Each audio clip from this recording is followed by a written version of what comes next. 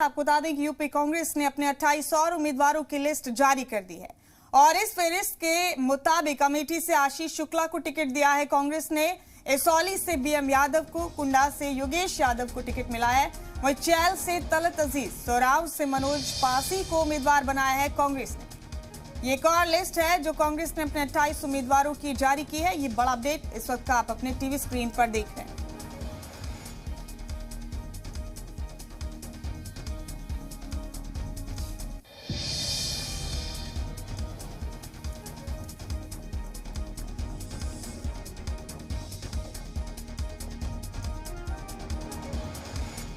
आपको दे रहे हैं हम उत्तर प्रदेश असेंबली इंतखाब के मद्देनजर कांग्रेस ने अपनी एक और लिस्ट जारी कर दी है। 28 उम्मीदवारों की लिस्ट है कांग्रेस की। इसमें जो अहम नाम हो सकते हैं वो हम आपको बता रहे हैं। अमेठी से आशीष शुक्ला को टिकट दिया है कांग्रेस ने। इसके अलावा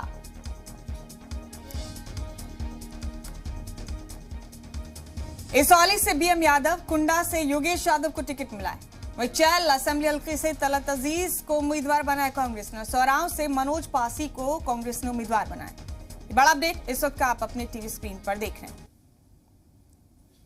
अमेठी से आशीष शुक्ला, ये 28 और उम्मीदवारों की लिस्ट है जो कांग्रेस ने जारी की है। यूपी के हवाले से बता दें आपको कि इंतखाबी सरगर्मियां तेज हैं।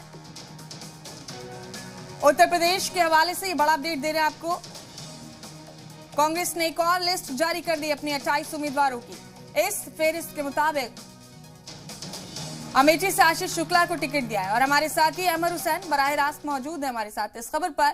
अहमर, एक और लिस्ट कांग्रेस ने जारी कर दी है। उत्तर प्रदेश इंतखाब के हवाले से तमाम जमातों की सरगर्मियां तेज हैं अहमर, और इस हवाले से कांग्रेस के इस फेरिस्त में जो अहम नाम है वो कौन कौन से हैं जो मुकाबले में भी हो सकते हैं? बिल्कुल, देखिए मुमताज, अमेठी कांग्रेस का एक गढ़ भी माना जाता है और उन्होंने वहां से आशीष जी को उम्मीदवार बनाया। ऐसे ही टोटल 28 लोग कांग्रेस की जानिब से चुनाव के मैदान में उतारे गए हैं। और इससे पहले भी आपने देखा था कि कांग्रेस ने अपनी जिस तरीके से लिस्ट जारी की थी तो उसमें खास तौर से महिलाओं का एक भागीदारी जरूर देखने को मिली थी, क्योंकि जिस तरीके से उत्तर प्रदेश में प्रियंका गांधी ने कहा था कि 40% महिलाओं को टिकट में हिस्सेदारी मिलेगी, तो वो कहीं ना कहीं अब सारी जो लिस्टें आ रही हैं उसमें जरूर देखने को मिल रहा है। और महिलाओं का जो टिकट है एक बड़े पैमाने पर किया जा रहा है, क्योंकि उत्तर प्रदेश में महिलाओं का वोट जो है मुमताज, वो एक निर्णायक भूमिका में रहता है और साइलेंट वोट के तौर पर जाना जाता है और वोट माना जाता है, जिसमें प्रधानमंत्री नरेंद्र मोदी ने जिस तरीके से 3 तलाक का कानून लाए थे, तो जब उत्तर प्रदेश में उसका भी काफी कुछ असर देखने को मिला था और महिलाओं ने खुलकर बीजेपी को एक समर्थन दिया था। तो कहीं ना कहीं प्रियंका गांधी की नजर जो है वो महिला वोट बैंक पर है और जिस तरीके से जो लिस्टें जारी हो रही हैं वो कांग्रेस भी पूरी तरीके से चुनावी मैदान में सरगर्म नजर आ रही है। हालांकि जो कांग्रेस है यहाँ पर एक काफी वक्त हो गया उत्तर प्रदेश में उसकी जमीन खोई हुई है, लेकिन वो कहीं ना कहीं कांग्रेस जो है प्रियंका गांधी के सहारे और तमाम महिलाओं को टिकट देने के सहारे उत्तर प्रदेश में अपनी जमीन तलाश कर रही है। हालांकि जो मुकाबला मुमताज माना जा रहा है इस वक्त उत्तर प्रदेश में वो खास तौर से समाजवादी पार्टी और बीजेपी का माना जा रहा है। हाँ। जिसमें मायावती की भी पार्टी यहाँ पर है, कांग्रेस भी है, असदुद्दीन ओवैसी की भी पार्टी है, आम आदमी पार्टी भी है, शिवसेना ने भी ऐलान कर दिया, तमाम पार्टियां। लेकिन मुकाबला जो है वो बीजेपी और समाजवादी। अहमर, एक मेरा बड़ा सवाल है और अक्सर हर किसी के जहन में वो सवाल आता होगा। पूरी दुनिया जानती है कि जो पार्लिमानी इंतखाब अभी इससे पहले मुकम्मल हुए, यूपी के हवाले से कांग्रेस ने उसे भी टेकन फॉर ग्रांटेड लिया था, इसमें कोई दो राय नहीं है अहमर।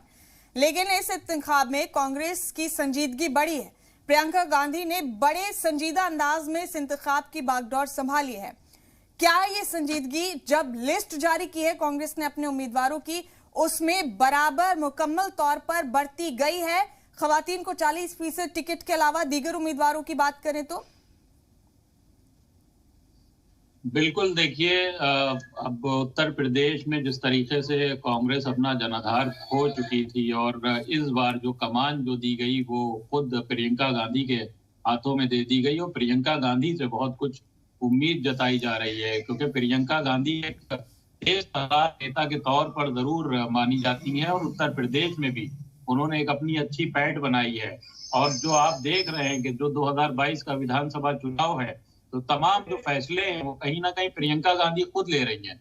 और प्रियंका गांधी ने ये फैसला किया था कि जो महिलाएं हैं उनको 40% टिकट दिया जाएगा, और जो पीड़ित महिलाएं हैं खासतौर से ऐसी महिलाओं को भी कहीं ना कहीं उन्होंने आगे करने की कोशिश की है, जो किसी ना किसी केस में जो चर्चा का विषय रही, चाहे वो आप हाथरस की बात करिए, चाहे उन्नाव की बात करिए, ऐसे चाहे अभी आपने देखा होगा कि सदफ जाफर को उन्होंने एक टिकट दिया है जो CNRC में बताया जाता है कि प्रताड़ित की गई थी। तो ऐसी महिलाओं को कहीं ना कहीं उन्होंने टिकट देने की कोशिश की है, साथ में पुरुषों को भी लेकर चलने की कोशिश की है। लेकिन जो प्रियंका गांधी ने जो एक स्लोगन तैयार किया है कि लड़की हूँ, लड़ सकती हूँ, तो कहीं ना कहीं इस वक्त वो महिलाओं पे जी कुछ ज्यादा ही फोकस कांग्रेस का है। और जो साइलेंट वोट है, क्योंकि हम आपको एक बात बताएं तो उत्तर प्रदेश में 45% तकरीबन ऐसा वोट है जो महिलाओं पे कहीं ना कहीं टिकता है जाकर। महिलाओं जो वोट है यहाँ का वो साइलेंट वोट के तौर पर माना जाता है और तमाम पार्टियों की नजर रहती है।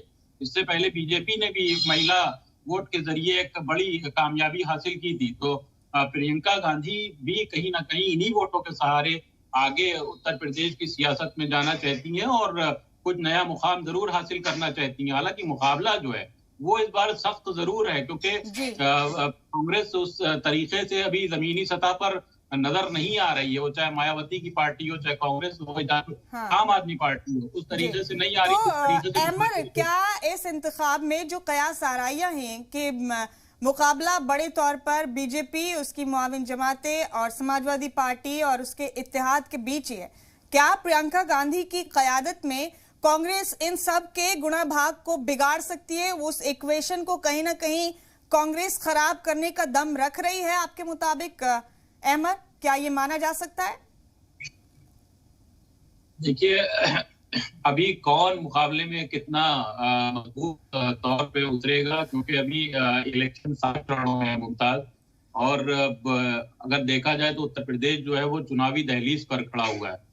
अब वोट पड़ना शुरू होंगे 10 तारीख से और तमाम चरणवार के तरीके से अभी आप देख रहे हैं कि जो मरहले के हिसाब से तमाम पार्टियां अपनी जो लिस्ट है उम्मीदवारों की वो जारी कर रही हैं।